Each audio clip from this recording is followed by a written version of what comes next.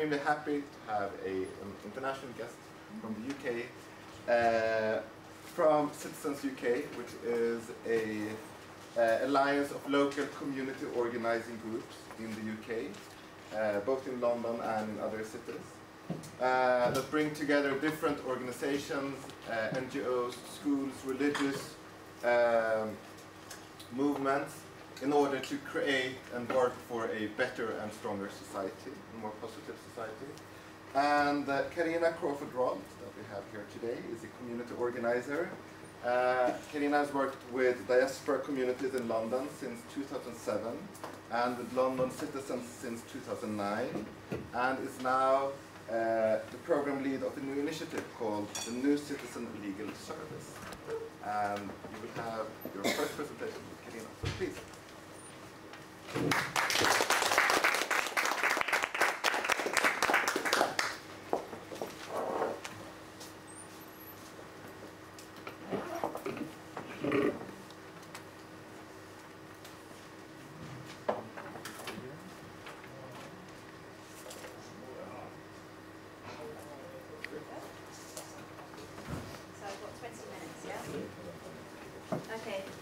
So good morning, everyone.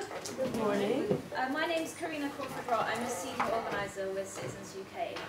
So thank you ever so much for inviting me over and sharing my experience as a community organiser and thinking about potential of community organising in Sweden.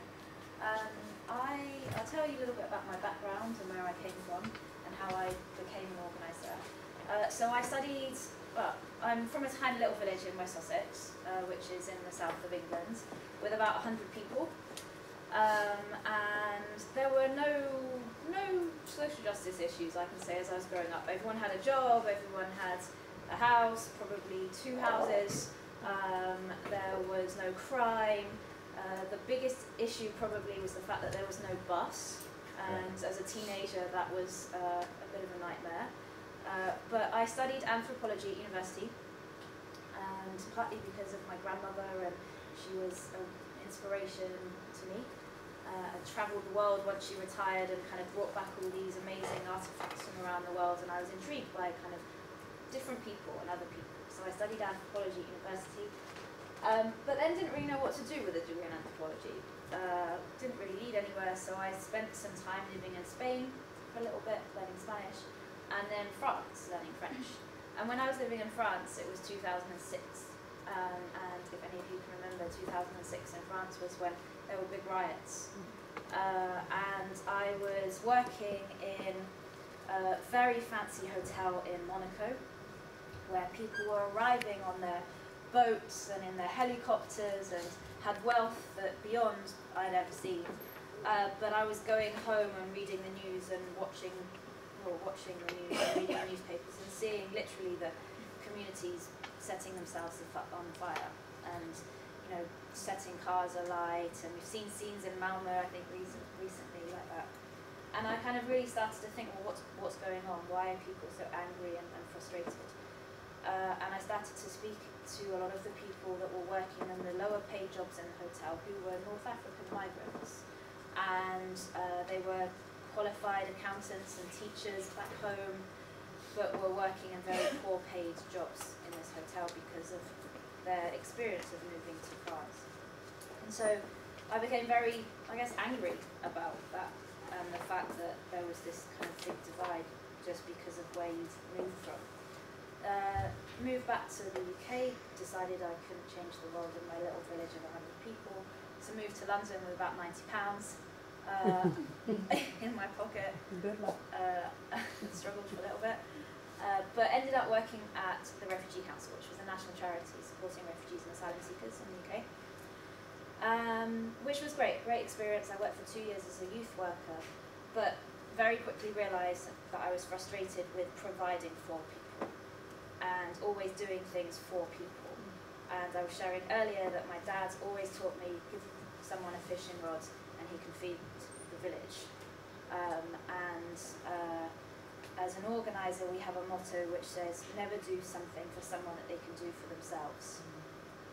And so as a youth worker, I was struggling with this feeling of always doing things for other people, that actually why am I not teaching them to do it for themselves? And was working in a really awful immigration system. I don't know if you know much about the immigration system in the UK, but it treats those going through it very badly. We have indefinite detention in the UK, which means those going through the immigration system can be detained indefinitely, which is horrific. I think it's one of the very few countries in Europe that does that. But we were funded by the Home Office. We were funded by the same organisation that was treating asylum seekers very badly. And so we were kind of in this struggle of trying to achieve change and trying to improve people's lives, but being funded by the people that were treating them really badly. And so I was kind of, this got me thinking, well, you know, why is an organisation set up in such a way? And I get frustrated very quickly. And I was invited to a citizens' assembly. Had no idea about community organising. I was not political when I didn't vote the first time I could vote. I'm going to say that publicly. My great-grandmother was part of the suffragettes movement, and yet I didn't vote the first time because I was so far removed from politics and what I thought politics was. But I was invited to this thing called community organising, to an assembly, and I walked in and there were 700 people in the room of different faiths, different ages, from all different backgrounds, and on stage was the chief executive of the Home Office and Barbara Naluma, a Ugandan woman who'd been stuck in the asylum system for 14 years, negotiating live on stage. And I thought, this is where change happens. You know, this is real people who are in the experience or in the asylum system negotiating with the senior decision makers, and this is where change happens. And so that was where I decided that I wanted to be an organiser. Very luckily, there was a job that came up, and I've been working since 2009. So what is community organising? Citzens UK is the national hub for community organising, and as it was introduced, we are the community organising is about building alliances of civil society institutions. So schools, faith groups, trade unions, housing association, refugee groups, youth groups, organisations that come together for the common good. At Citzens UK we have London Citizens, Milton Keynes Citizens, Leeds Citizens, a number of organisations across the UK that are building for the common good. Why do we exist? We exist because, let me see if I can work on Prezi. Here you go. We exist because, this is a photo which hasn't come out very good, but we exist because we believe that civil society, we need to build our power. We need to build the power of civil society in order to take action on any issues that are affecting our communities. Now, this became really quite real to me in my journey because my interest was in refugee issues and immigration. But personally, my family has suffered a lot from unemployment. My stepdad was made redundant. My sister's been struggling with unemployment for many years. And the effect that that has on someone's mental health is huge.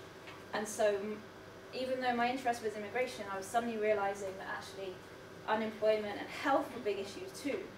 And so I quickly realised that no matter what our issues are, the number one fundamental problem is that we don't have enough power. And we might be able to set up organisations that try and tackle immigration or try and work on mental health or try and tackle unemployment. But really the fundamental challenge that faces all of us is that we don't have enough power. And when I talk about power is the simple dictionary definition of power, which is the ability to act. And that can be negative. You know, when we talk about power sometimes, we've all had negative experiences of power. And my experience of working particularly with refugee and migrant groups in London is that, you know, they fled power. They fled corrupt power. They fled negative power where power has been used over them. And so teaching power is quite a difficult concept to lots of communities who have really struggled with power. And the reason why they're in the UK is because they fled Mugabe, or they fled Congo, where they've had experiences of negative power. But actually, power, and when you think about it, the ability to act is a neutral term, and it can be used in a positive way too. So we like to think of it as a positive word, and simply the ability to act, and you can use that in a positive way too.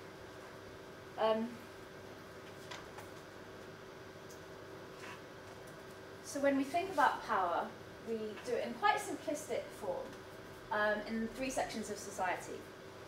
So we break it down into the state, and the state is, looks a bit weird like that, sorry.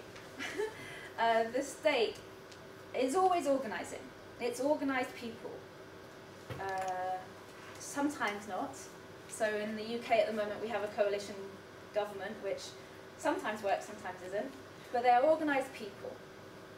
And actually at the moment I think Cameron is in Stockholm today. Oh. Yes. So the state, and with Merkel and your Prime Minister. Fredrik Reinfeldt. That's it.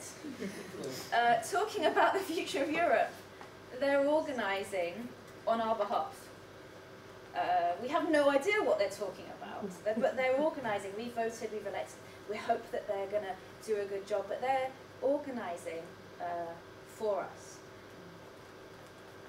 You can break it down into the market.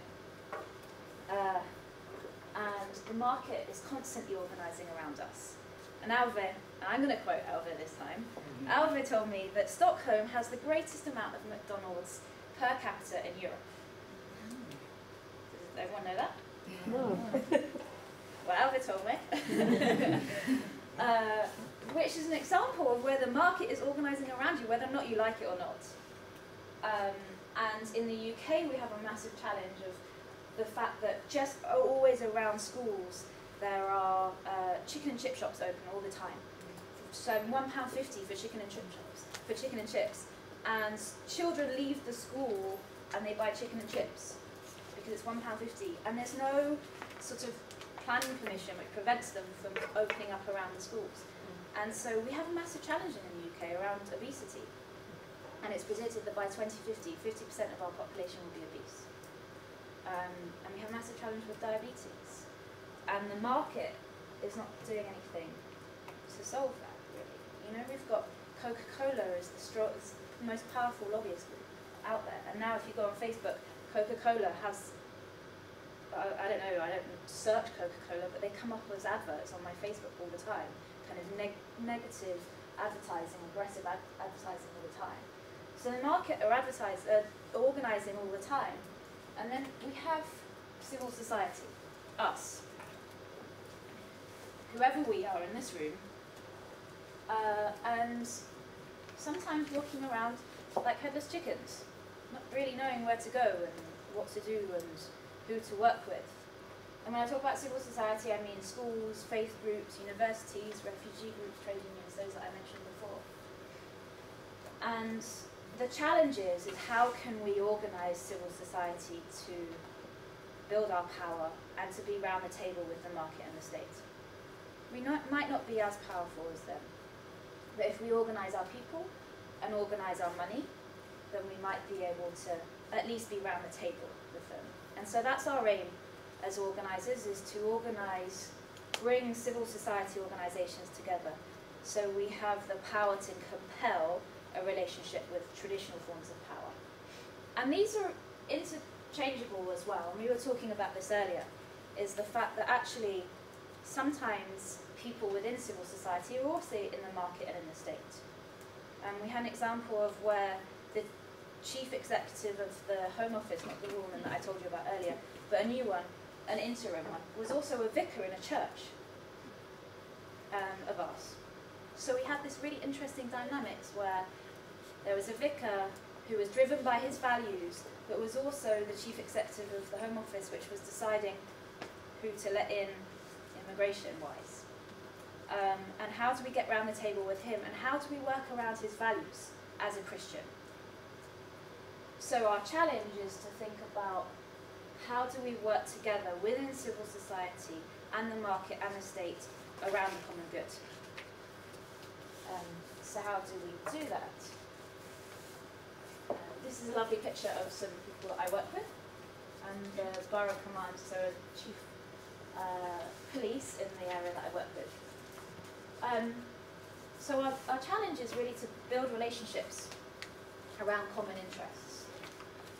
And that starts fundamentally within civil society organisations. So how do we bring a mosque, a synagogue, a church, a non-faith group, a school together?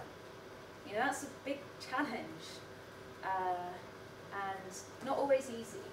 And an example of that recently was when I brought a Pentecostal church. I don't know if you have kind of big black majority churches in Sweden.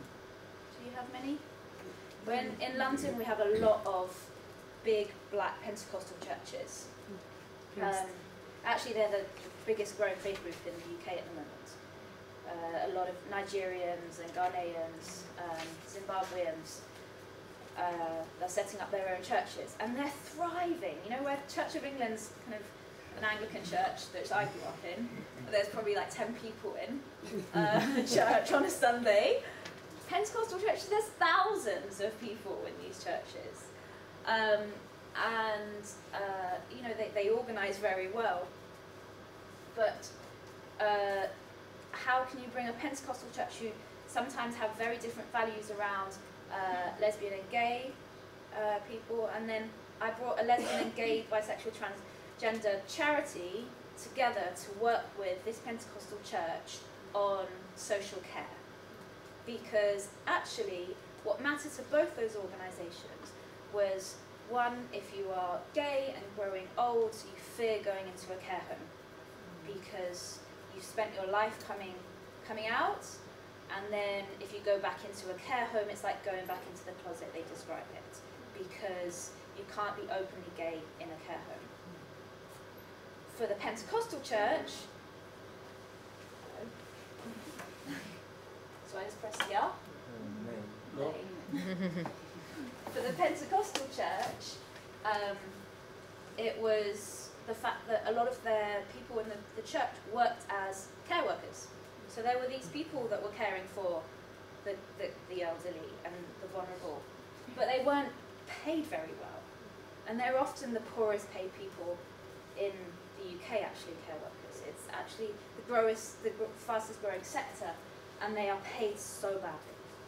They're often not paid, they have to kind of move from job to job, and they're not paid for their travel time.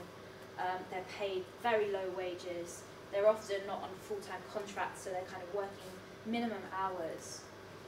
And so these two very opposing organisations with very different values, once we identified a common ground, a common self-interest, and actually they could take action on that issue, that's when relationships start to form. So I don't speak Swedish, but Albert translated a little bit about us taking responsibility and building relationships with those that are different to us.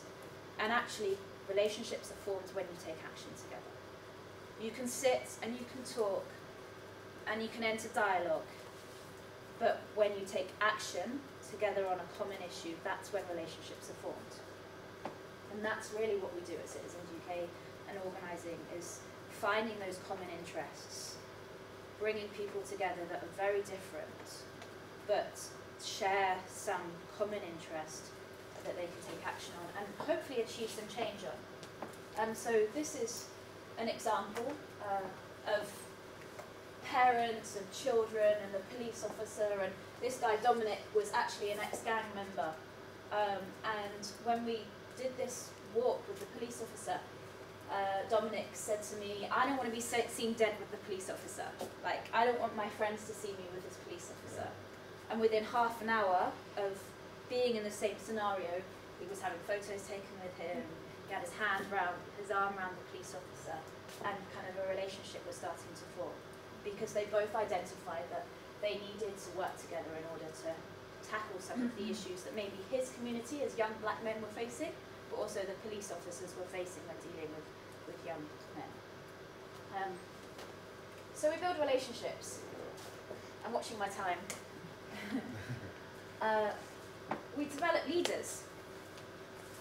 And I'm going to go into more in my skills sharing session later on. But this girl here is called Cynthia Masiwa, and this is Dawn Chimwara. And this guy here is Lord Seb Coe, who was responsible for the Olympics. Why not the Olympics, but led on the Olympics in London. Cynthia Masiwa, when I met her, she was 17, 18, Zimbabwean, and going through the immigration system. Had no formal role in her youth group, but I could see that there was some kind of anger deep down inside. She wanted to access university, couldn't because of her immigration status. So wanted to do something with working with other young people.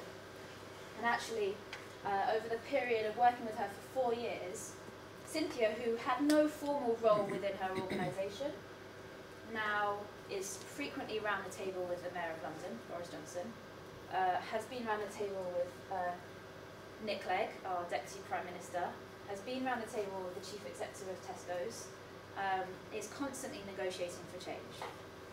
And it's led by her. So she can relate to senior decision makers, but she also, and this is fundamental to what we see as leadership, has a following. She's built relationships with about 50 other young people in her community who she will bring with her to whatever she does, and she engages them in her actions. So for us, when we talk about leadership, we talk about someone with a following, because if you don't have a following, you're just going for a walk in the park on your own. And often that's what many leaders are. They are sitting in their offices making decisions on behalf of others, not engaging with them. And so our model of leadership is around relationships with others, with their peers, and someone that can bring someone with them, and develop others. So Cynthia has developed herself, but now is working with other young people and pushing them forward for opportunities too, and actively taking responsibility for developing other young people. So that's really important to us. How much longer have I got? 2 minutes. So I was just going to read a quote, and I'm hoping, yes, there you go, by Aristotle. Human beings are by nature political animals, because nature, which does nothing in vain, has equipped them with speech, which enables them to communicate moral concepts such as justice, which are formative of the household and city-state.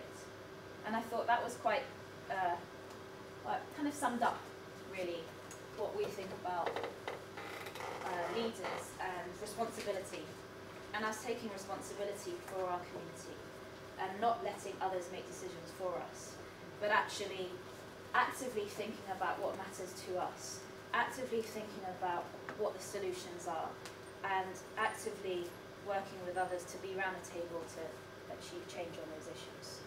So I think I'm going to leave it on that. I'll play the video in the skill sharing session, I think. And I think now's time for questions, perhaps. Yeah, I'll leave it like that. So we also have time for questions. So first of all, thank you very much, Carina. Thank you.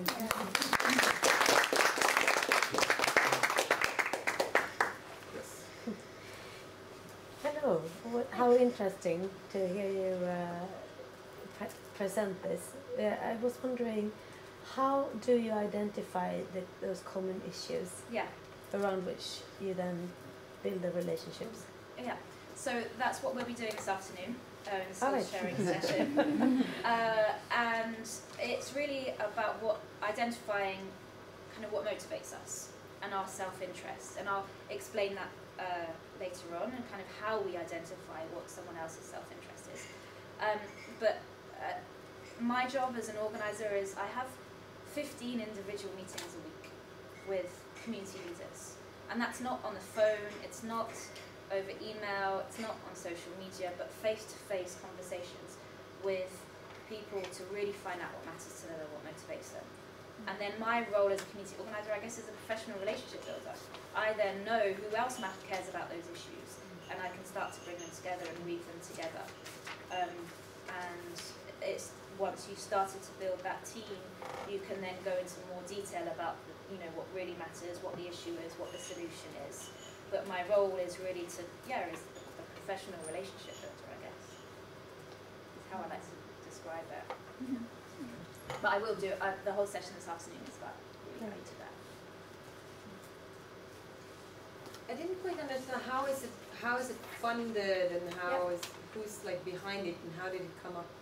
So we don't take any government money, any central government money, partly because when sharing my experience earlier is when you do take government money, and particularly in the UK, you have to do what the government asks you to do. Your strings are pulled, and it's very difficult then to negotiate with them if you are being funded by them. And if we're meeting with David Cameron in a couple of weeks' time, and for us to be able to seriously negotiate for some core issues around increased wages, social care, health, immigration, can't be funded by the government. So we raise our monies from our membership fees. So every faith group, every civil society institution that joins the Alliance pays annual membership fees. And that helps us, number one, in terms of sustainability. Our funding isn't going to be cut like that because we know that we have a guaranteed income every year from those membership dues. It also helps with ownership. The Alliance is owned by those institutions, and I work directly to those institutions. I'm accountable to the mosque, to the school, because they are paying my salary. And it also allows us to really think about, if this is your institution, what matters to you and how will we take action on it.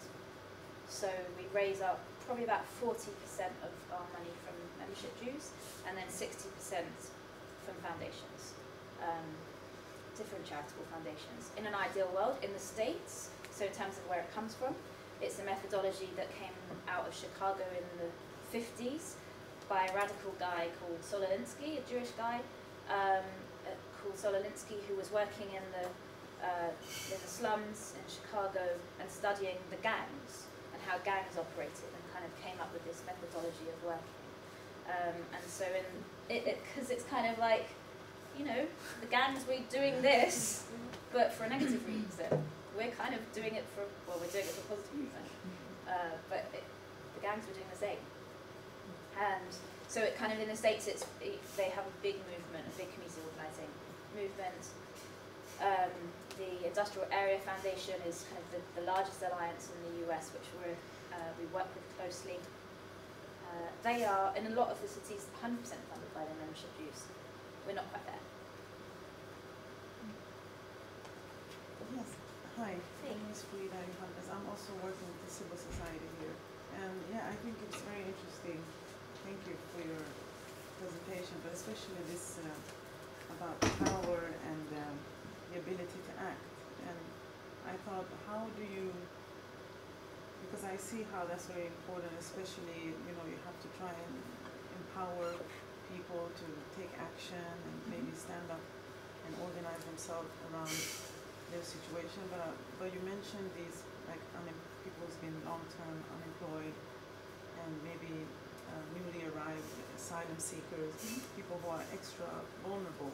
Yeah. And do you have any experience, or how do you guys get around? It's not just maybe identifying common interests with other groups, but also for them to empower themselves and to get to that state. Yeah. So, two ways of working is that as organising is we sit on top of the institutions and the good work that they're doing. Not a hierarchical sitting on top of, but the institutions, so the school or the refugee group itself, is already doing good work for that individual and providing perhaps the pastoral support that individual needs. We then sit on top to kind of bring those people into public life and to develop them to take action on those issues. So as an organisation, of course, we provide kind of pastoral support support, but the main pastoral support comes from those institutions they're embedded in. And then in terms of empowering them, obviously there's some people that won't work with us. You know, we can't work with everyone. But I'll share an example of one woman, Penny, who was going through the immigration system, was a victim of trafficking, and was incredibly vulnerable in a way, and got all the support that she needed from her institutions that she was embedded in, but wanted to go further, wanted to use that anger that she was really suffering, and wanted to use that anger to actually see if she could try and achieve some change. And so by working with her to think about her story, what she felt comfortable sharing, the issues that she was facing and the solutions that we all thought, she was then very comfortable sitting around the table with the Home Office.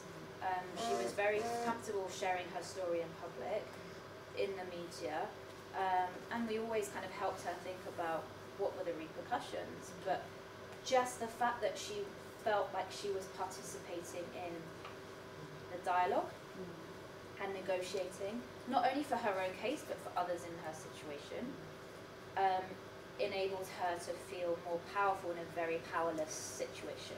The immigration system is the most disempowering system ever, and so for her to participate in something that felt very empowering was what motivated her. I don't know if that really answers your question, but we have lots of examples of where people feel that they're incredibly powerless and voiceless, the have-nots, and by participating, that not only for their own case but for the wider situation is incredibly powerful for them. And develop, we have this star on the wall which we're going to go into later, but they shine. I mean, people shine through participating in public life, and it's wonderful to see. Great. There will be an opportunity later after lunch to continue the conversation, to have a skill session, and to talk much more about Citzens UK. So thank you so much, Carina. Thank you.